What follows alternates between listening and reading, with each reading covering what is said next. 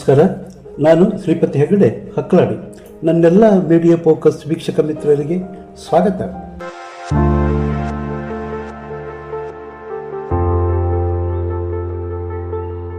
Rahul Gandhi German ಟೂರ್ನಲ್ಲಿದ್ದಾರೆ.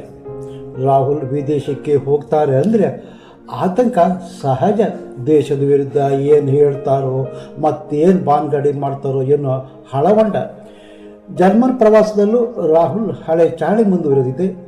BMW car ಉತ್ಪಾದನಾ factory ವೀಕ್ಷಿಸಿ super ಅಂದರೆ ಭಾರತದಲ್ಲಿ ಉತ್ಪಾದನೆ 0 ಅಂದರು. ಹಾಗೆ ದೇಶದಲ್ಲಿ ವೋಟ್ ಚೋರಿ ಗದ್ದಿ ಚೋರಿ ಹಳಿಸಿದ್ರು ಜರ್ಮನಿಯಲ್ಲೂ ಉಗುಳಿದ್ದೆ ಮತ್ತೆ ಮತ್ತೆ ಹೆಕ್ಕಿ ಬಾಯಿಗೆ ಹಾಕಿಕೊಂಡಿದ್ದಾರೆ. ಅಲ್ಲೂ ವೋಟ್ ಚೋರಿ ಅಂದರು, ಗದ್ದಿ ಚೋರಿ ಅಂದರು.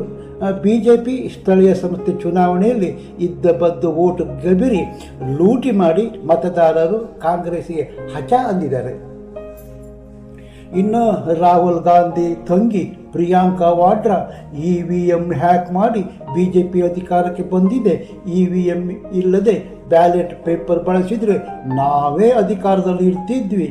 EVM ಪ್ಯಾಡ್ ಹ್ಯಾಕ್ BJP ದುರ್ಬಳಕೆ ಮಾಡಿಕೊಡುತ್ತಿದ್ದು, ಬ್ಯಾಲೆಟ್ ಬಂದರೆ ನಾವು ಅಧಿಕಾರಕ್ಕೆ ಬರುವುದು ಅಂತ ಹಳಿಯಿಲ್ಲದ ರೈಲಿಗೆ ಸ್ಥಳೀಯ ಸಂಸ್ಥೆ ಚುನಾವಣೆಯಲ್ಲಿ ಮತದಾರ ಪ್ರಿಯಾಂಕಾ ವಾಡ್ರಾಗೆ ಸರಿಯಾಗಿ ಉತ್ತರ ಕೊಟ್ಟಿದ್ದಾರೆ.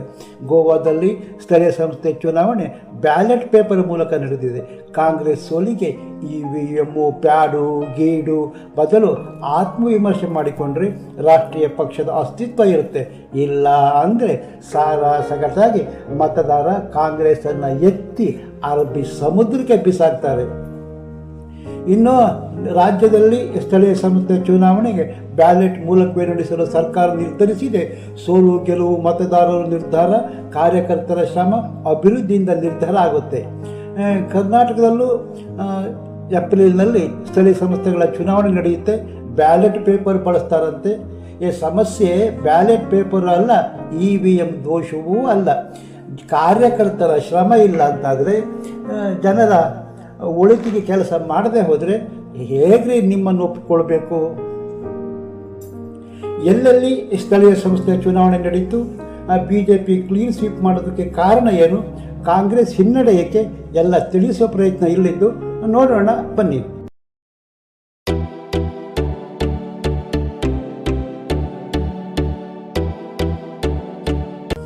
ಕಮ್ಯುನಿಸ್ಟ್ ಭದ್ರಕೋಟೆ ತಿರುವನಂತಪುರಂ ನಗರ ಪಾಲಿಕೆ ಅಧಿಕಾರ ವೋಟ್ ಪರ್ಸೆಂಟೇಜ್ ಹೆಚ್ಚಿಸಿಕೊಂಡು ಶುಭ ಸಂದೇಶ BJPಗೆ ಕೊಟ್ಟಿತ್ತು. ಇದಾದ ನಂತರ ನಡೆದ ಮಹಾರಾಷ್ಟ್ರ, ಗೋವಾ ಹಾಗೂ ಅರುಣಾಚಲ ಪ್ರದೇಶ ಸ್ಥಳೀಯ ಸಂಸ್ಥೆಗಳ ಚುನಾವಣೆಯಲ್ಲೂ ವಿರೋಧ ಪಕ್ಷಗಳ ಹಿಂದಕ್ಕೆ ಇಕ್ಕಿ ಗೆಲುವಿನ ಅಲೆ BJP ಸೃಷ್ಟಿಸಿದೆ. ಭಾರತೀಯ ಜನತಾ ಪಕ್ಷ ಸ್ಥಾಪಕ ಹಾಗೂ ಮಾಜಿ ಪ್ರಧಾನಿ ಅಟಲ್ ಬಿಹಾರಿ ವಾಜಪೇಯಿ ಜನ್ಮ ಶತಮಾನೋತ್ಸವಕ್ಕೆ ಸ್ಥಳೀಯ ಆಡಳಿತದ ಚುನಾವಣೆ ಭರ್ಜರಿ ಗಿಫ್ಟ್ ಕೊಟ್ಟಿದೆ. ಹಾಗೆಯೇ ಅಟಲ್ ಬಿಹಾರಿ ವಾಜಪೇಯಿ ಅವರ ಶತಮಾನೋತ್ಸವ ದೇಶದಾದ್ಯಂತ ಅದ್ಧೂರಿಯಾಗಿ ಆಚರಿಸಲು BJP ಪ್ಲಾನ್ ಮಾಡಿಕೊಂಡಿದೆ. ಇದರ ನಡುವೆ BJPಯ ನಾಗಾಲೋಟ ಭರ್ಜರಿಯಾಗಿ ಮುಂದುವರಿದೆ. ರಾಜ್ಯಗಳ ವಿಧಾನಸಭಾ ಚುನಾವಣೆಯಲ್ಲದೆ ಸ್ಥಳೀಯ ಮಟ್ಟದ ಚುನಾವಣೆಯಲ್ಲೂ ಭರ್ಜರಿ ಗೆಲುವು ದಾಖಲಿಸಿದೆ BJP. ಗೋವಾ ಭಾರತಕ್ಕೆ ಸ್ವಾತಂತ್ರ್ಯ ಬಂದ ನಂತರ ಸ್ವತಂತ್ರ ಪಡೆದರೆ ಬ್ರಿಟಿಷರು, ಪೋರ್ಚುಗೀಸರು, ಡಚ್ಚರು ಆಳಿದರು. ಪೋರ್ಚುಗೀಸ್ ಹೆಚ್ಚು ಮತಾಂತರ ಮಾಡಿದರೆ ಅಲ್ಲಿಂದ ಸಾಕಷ್ಟು ಜನ ವಲಸೆ ಹೋಗಬೇಕಾಯಿತು. ಮತಾಂತರ ಆಗದವರ ಕೈ ಕತ್ತರಿಸಲಾಗ್ತಿತ್ತು. ಕೈ ಕತ್ತರಿಸುವ ಕಟ್ಟೆ ಇಂದಿಗೂ ಗೋವಾದಲ್ಲಿದೆ. ಹಾಗೆ ಯೂನಿವರ್ಸಲ್ ಸಿವಿಲ್ ಕೋಡ್ ಜಾರಿಗೆ ತಂದ ರಾಜ್ಯದಲ್ಲಿ ಕ್ರಿಶ್ಚಿಯನ್ ಪ್ರಾಬಲ್ಯ ಇದೆ. ದಕ್ಷಿಣ ಭಾಗ ಕಾಂಗ್ರೆಸ್ ಪ್ರಾಬಲ್ಯ ಇದ್ದರೂ ಚುನಾವಣೆಯಲ್ಲಿ ಕಾಂಗ್ರೆಸ್ ಹೊರಗಿದೆ. ಆದರೂ BJP ಗೋವಾ ಸ್ಥಳೀಯ ಚುನಾವಣೆ ಕ್ಲೀನ್ ಸ್ವೀಪ್.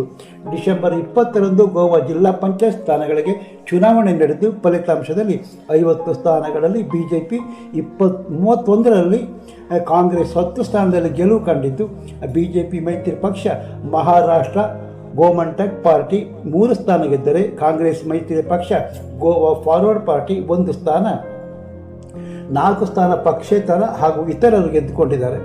ಆದರೆ ಬೇಸರದ ಸಂಗತಿ ಅಂದರೆ ಕಳೆದ 3 ತಿಂಗಳಿಂದ ಗೋವಾದಲ್ಲಿ ಬೀಡು ಬಿಟ್ಟು ಚುನಾವಣೆ ಹೋರಾಟಕ್ಕೆ ಆಮ್ ಆದ್ಮಿಗೆ 1 ಸ್ಥಾನ ಇಲ್ಲ. ಗೋವಾ ಜಿಲ್ಲಾ ಪಂಚಾಯತ್ ಚುನಾವಣೆ ಗೆಲುವು ಪ್ರಧಾನಿ ಮೋದಿ ಸಂಭ್ರಮಿಸಿದ್ದಾರೆ.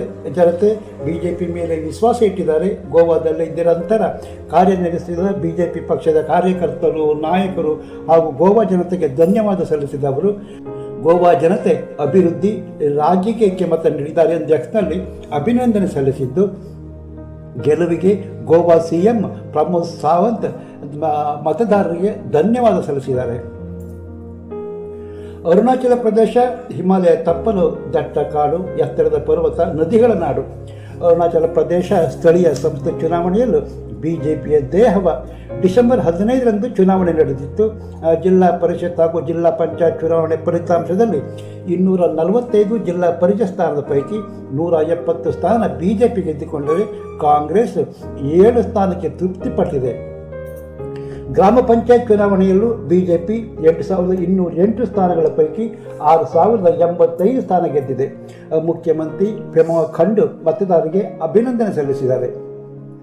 ಅರುಣಾಚಲ ಪ್ರದೇಶ ಜಿಲ್ಲಾ ಪರಿಷತ್ ಚುನಾವಣೆ 245 ಸ್ಥಾನದಲ್ಲಿ ಬಿಜೆಪಿ 170 ಸ್ಥಾನ, people party Arunachal Pradesh PPA 28 ಸ್ಥಾನ, ಕಾಂಗ್ರೆಸ್ಸಿಗೆ 7 ಸ್ಥಾನ.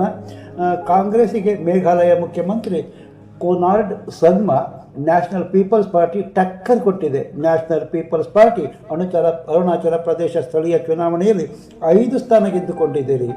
ಗ್ರಾಮ ಪಂಚಾಯತ್ ಚುನಾವಣೆಯಲ್ಲೂ ಬಿಜೆಪಿ ಕ್ಲೀನ್ ಸ್ವೀಪು 8,208 ಸ್ಥಾನಗಳ ಪೈಕಿ ಬಿಜೆಪಿ 6,085 ಸ್ಥಾನ ಗೆದ್ದುಕೊಂಡಿದೆ. ಇನ್ನು PPA ಪಾರ್ಟಿ 648 ಸ್ಥಾನ, ಪಕ್ಷೇತರರು 627, ಕಾಂಗ್ರೆಸ್ 216 ಸ್ಥಾನ ಗೆದ್ದುಕೊಂಡಿದೆ. ನ್ಯಾಷನಲ್ ಕಾಂಗ್ರೆಸ್ ಪಾರ್ಟಿ NCP 396 ಸ್ಥಾನ ಗೆದ್ದುಕೊಂಡಿದೆ. ಇನ್ನು NPP 160 ಸ್ಥಾನ, ಲೋಕ ಜನಶಕ್ತಿ ಪಾರ್ಟಿ 27 ಸ್ಥಾನ, ಆಮ್ ಆದ್ಮಿ 1 ಸ್ಥಾನ ಗೆದ್ದುಕೊಂಡಿದೆ. ಮಹಾರಾಷ್ಟ್ರ ಸ್ಥಳೀಯ ಸಂಸ್ಥೆ ಚುನಾವಣೆಯಲ್ಲಿ ಬಿಜೆಪಿ ನೇತೃತ್ವದ ಮಹಾಯತಿ 207 ಸ್ಥಾನ ಗೆದ್ದುಕೊಂಡಿದೆ. ಒಟ್ಟು 288 ಸ್ಥಾನಗಳಿಗೆ ಚುನಾವಣೆ ನಡೆದಿತ್ತು. ಈ ಪೈಕಿ ಅತಿ ದೊಡ್ಡ ಪಕ್ಷವಾಗಿ ಹೊರಹೊಮ್ಮಿದ ಬಿಜೆಪಿ 117 ಸ್ಥಾನ ಗೆದ್ದುಕೊಂಡಿದೆ. ಇನ್ನು ಏಕನಾಥ್ ಶಿಂದೆ ಬಣದ ಶಿವಸೇನೆ 53 ಸ್ಥಾನ ಹಾಗೂ ಅಜಿತ್ ಪವಾರ್ ನೇತೃತ್ವದ NCP 37 ಸ್ಥಾನ ಗೆದ್ದುಕೊಂಡಿದೆ. ಇತ್ತ ಮಹಾವಿಕಾಸ್ ಅಘಾಡಿ ಮೈತ್ರಿ ಪಕ್ಷ ಕಾಂಗ್ರೆಸ್ 28, ಉದ್ಧವ್ ಠಾಕ್ರೆ ನೇತೃತ್ವದ ಶಿವಸೇನೆ 9 ಹಾಗೂ ಶರದ್ ಪವಾರ್ ನೇತೃತ್ವದ NCP 7 ಸ್ಥಾನಕ್ಕೆ ಸುಸ್ತು.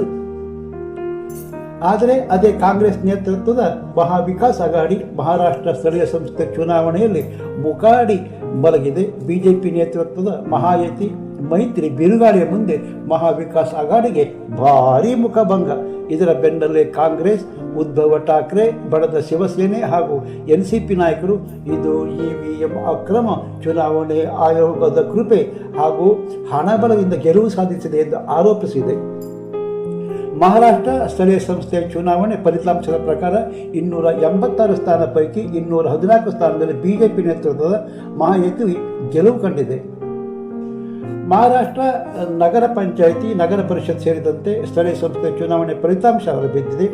2024ರ ವಿಧಾನಸಭಾ ಚುನಾವಣೆಯಲ್ಲಿ ಬಿಜೆಪಿ ಏಕನಾಥ್ ಶಿವಸೇನೆ ಬಣದ ಶಿವಸೇನೆ, ಅಜಿತ್ ಪವಾರ್ ನೇತೃತ್ವದ NCP ಮೈತ್ರಿ ಜೊತೆಯಾಗಿ ಭಾರೀ ಗೆಲುವು ಕಂಡಿತ್ತು. ಇದೀಗ ಸ್ಥಳೀಯ ಸಂಸ್ಥೆ ಚುನಾವಣೆಯಲ್ಲೂ ಅದೇ ಗೆಲುವು ಮುಂದುವರಿಸುವಲ್ಲಿ ಮಹಾಯುತಿ ಯಶಸ್ವಿಯಾಗಿದೆ. ಮಹಾಯುತಿ 214 ಸ್ಥಾನ ಗೆದ್ದುಕೊಂಡಿದೆ. ಅದರಲ್ಲಿ 118 ಸ್ಥಾನದಲ್ಲಿ ಬಿಜೆಪಿ ಗೆಲುವು ದಾಖಲಿಸುವ ಮೂಲಕ ಬಿಜೆಪಿ ಅತಿ ದೊಡ್ಡ ಪಕ್ಷವಾಗಿದೆ. Sindh Shiv Sena 59, Ajit Pawar NCP 37, Maha Vikas Aghadi 49, Congress 32, Sharad Pawar NCP 9, Uddhav Thackeray Shiv Sena 8. ಇನ್ನು ಯಥ ಪ್ರಕಾರ ಸೋತವರು EVM ಹ್ಯಾಕ್ ಆಯೋಗದ ಮೇಲೆ ಸೋಲಿನ ಭಾರ ಹೊರಿಸ್ತಾ ಇದ್ದಾರೆ. ಮಹಾರಾಷ್ಟ್ರ, ಗೋವಾ, ಅರುಣಾಚಲ ಪ್ರದೇಶ ಸ್ಥಳೀಯ ಸಂಸ್ಥೆ ಚುನಾವಣೆ ಒಂದು ಸ್ಪಷ್ಟ ರಾಜಕೀಯ ಸಂದೇಶ ಕೊಟ್ಟಿದೆ. ಇದು ಕೇವಲ ಪಂಚಾಯತ್ ಅಥವಾ ಸ್ಥಳೀಯ ಚುನಾವಣೆಗಳಲ್ಲ, ರಾಷ್ಟ್ರೀಯ ರಾಜಕೀಯದ ನೆಲಮಟ್ಟದ ಪ್ರತಿಬಿಂಬ ಎಂಬ ತೋರಿಸುವ ಫಲಿತಾಂಶ. ಮಹಾರಾಷ್ಟ್ರ ಸಂಘಟನೆ ಬಿಜೆಪಿ ಗೆಲುವಿಗೆ ಮೊದಲ ಕಾರಣ ಆದರೆ ಬೂತ್ ಮಟ್ಟದ ಸಂಘಟನೆ, ಗ್ರಾಮ ಪಂಚಾಯತ್, ನಗರ ಸ್ಥಳೀಯ ಸಂಸ್ಥೆ ತನಕ ಕಾರ್ಯಕರ್ತರ ಜಾಲ ಸಕ್ರಿಯ. ಇನ್ನು ಕಾಂಗ್ರೆಸ್ ಹಾಗೂ NCP ಮೈತ್ರಿ ಗೊಂದಲ, ನಾಯಕತ್ವದ ಸ್ಪಷ್ಟತೆಯ ಕೊರತೆ ಮತ್ತು ಕಾರ್ಯಕರ್ತರ ಉತ್ಸಾಹದ ಅಭಾವದಿಂದ ಹಿನ್ನಡೆ ಕಂಡಿದೆ. ಶಿವಸೇನೆ ವಿಭಜನೆ ನಂತರ ಹಿಂದೂ ಮತಗಳು ಚದುರಿ ಬಿಜೆಪಿ ಕಡೆ ಒಗ್ಗೂಡಿದೆ ಕೂಡ ಈ ಗೆಲುವಿಗೆ ಕಾರಣ, ಬಿಜೆಪಿ ಗೆಲುವಿಗೆ ಕಾರಣ. ಡಬಲ್ ಇಂಜನ್ ಸರ್ಕಾರ ಎಂಬ ಕಲ್ಪನೆ ಗ್ರಾಮೀಣ ಮತದಾರರು ಹಿಡಿತ ಪಡೆದಿದೆ. ಗೋವಾಕ್ಕೆ ಬಂದಾಗ ಬಿಜೆಪಿ ಗೆಲುವಿನ ಹಿಂದೆ ಸ್ಥಿರ ಸರ್ಕಾರದ ಭರವಸೆ ಮುಖ್ಯ ಪಾತ್ರ ವಹಿಸಿದೆ.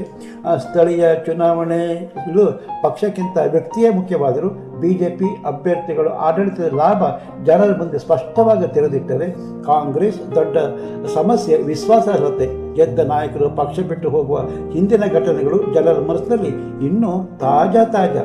ಇದರ ಪರಿಣಾಮ ಕಾಂಗ್ರೆಸ್ ಎಂದರೆ ಅಸ್ಥಿರತೆ ಎಂಬ ಅಭಿಪ್ರಾಯ ಗೋವಾದಲ್ಲಿ ಗಟ್ಟಿಯಾಗಿ ಬೇರೂರಿದೆ. ಅರುಣಾಚಲ ಪ್ರದೇಶದಲ್ಲಿ ಬಿಜೆಪಿ ಗೆಲುವಿನ ಹಿಂದೆ ರಾಷ್ಟ್ರ ಭದ್ರತೆ ಮತ್ತು ಅಭಿವೃದ್ಧಿ ಎಂಬ ಎರಡು ಅಂಶ ಪ್ರಮುಖ ಕಾರಣ. ಸೀಮಾ ರಾಜ್ಯದ ರಸ್ತೆ ಸಂಪರ್ಕ ವ್ಯವಸ್ಥೆ, ಸೇನಾ ಮೂಲಸೌಕರ್ಯಕ್ಕೆ ಜನ ಹೆಚ್ಚು ಮಹತ್ವ ಕೊಡ್ತಾರೆ. ಕೇಂದ್ರ ಸರ್ಕಾರ ನೇರ ಸಹಕಾರ ಬಿಜೆಪಿ ಬಲವಾಗಿ ಬಳಸಿಕೊಂಡಿದೆ. ಕಾಂಗ್ರೆಸ್ ಮತ್ತು ಇತರ ಪಕ್ಷ ಇಲ್ಲಿ ಹಳೆಯ ರಾಜಕೀಯ ನೆನಪುಗಳ ಮೇಲೆ ನಿಂತಿದ್ದು ಹೊಸ ಪೀಳಿಗೆ ಮತದಾರರು ಸೆಳೆಯಲು ವಿಫಲ. ಒಟ್ಟಾರೆಯ ಚಿತ್ರ ಈ ಮೂರು ರಾಜ್ಯಗಳ ಫಲಿತಾಂಶಗಳು ಒಂದು ಸಂಗತಿ ಸ್ಪಷ್ಟಪಡಿಸುತ್ತೆ: ಬಿಜೆಪಿ ಸ್ಥಳೀಯ ಚುನಾವಣೆ ರಾಷ್ಟ್ರೀಯ ರಾಜಕೀಯದಂತೆ ನಡೆಸುತ್ತದೆ. ಇನ್ನೊಂದೆಡೆ ಕಾಂಗ್ರೆಸ್ ಮತ್ತು ಇತರ ಪಕ್ಷಗಳು ಇನ್ನು ಮೈತ್ರಿ ಲೆಕ್ಕಾಚಾರ, ಒಳ ಜಗಳ ಮತ್ತು ಸ್ಪಷ್ಟ ಸಂದೇಶದ ಕೊರತೆಯಿಂದ ಬಳಲ್ತಾ ಇದೆ. ನೆಲಮಟ್ಟದ ಕೆಲಸಕ್ಕಿಂತ ಮೇಲ್ಮಟ್ಟದ ರಾಜಕೀಯ ಹೇಳಿಕೆಗಳೇ ಹೆಚ್ಚು ಕಾಣಿಸುತ್ತೆ. ಸ್ಥಳೀಯ ಚುನಾವಣೆಗಳು ಈಗ ಸ್ಥಳೀಯವಾಗಿಲ್ಲ, ಅವು ಸರ್ಕಾರದ ಕಾರ್ಯಕ್ಷಮತೆ, ನಾಯಕತ್ವದ ನಂಬಿಕೆ ಮತ್ತು ಸಂಘಟನೆಯ ಶಕ್ತಿಯನ್ನು ಪರೀಕ್ಷಿಸುವ ವೇದಿಕೆ.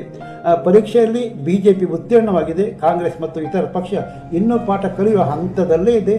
ನಿಮ್ಮ ಅಭಿಪ್ರಾಯ ಕಾಮೆಂಟ್ ಮಾಡಿ. ವಿಡಿಯೋಗೆ ಇಷ್ಟವಾದರೆ ಮೀಡಿಯಾ ಫೋಕಸ್ ಚಾನಲ್ ಸಬ್ಸ್ಕ್ರೈಬ್ ಮಾಡಿ, ಲೈಕ್ ಹಾಗೂ ಶೇರ್ ಮಾಡೋದು ಮರಿಬೇಡಿ. ಮತ್ತೊಂದು ಹೊಸ ವಿಷಯದೊಟ್ಟಿಗೆ ನಿಮ್ಮ ಮುಂದೆ ಬರ್ತೇನೆ. ಅಲ್ಲಿಯ ತನಕ ನಮಸ್ಕಾರ. ಜೈ ಕರ್ನಾಟಕ, ಜೈ ಹಿಂದ್.